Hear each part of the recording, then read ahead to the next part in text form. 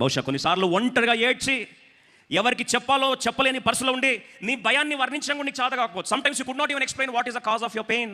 Sometimes you could not explain what is the cause of your fear.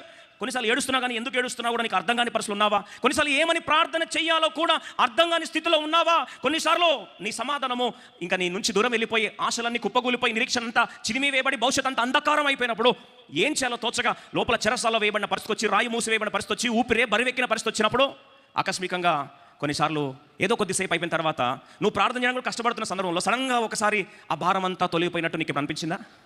కొన్నిసార్లు emotional అంతా కూడా relax అయినట్టు అనిపించిందా? కొన్నిసార్లు ఏదో ఒక ధైర్యం, అంటే ఈ ధైర్యం నా నుంచి వచ్చిన ధైర్యం కాదు, ఏదో బయట నుంచి వచ్చిన ధైర్యం అని అనిపించిందా?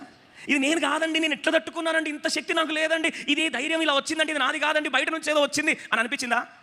ఏంటది? He came near, do not fear. సడన్గా ఎక్స్పీరియన్స్ మారిపోయింది. ఇది ఎట్లా మారిపోయింది? దాని తర్వాత మళ్ళీ సంకల్పం కొట్టుకుని నేను చాలా స్ట్రాంగ్ అని ఫీల్ అయితే తప్పు.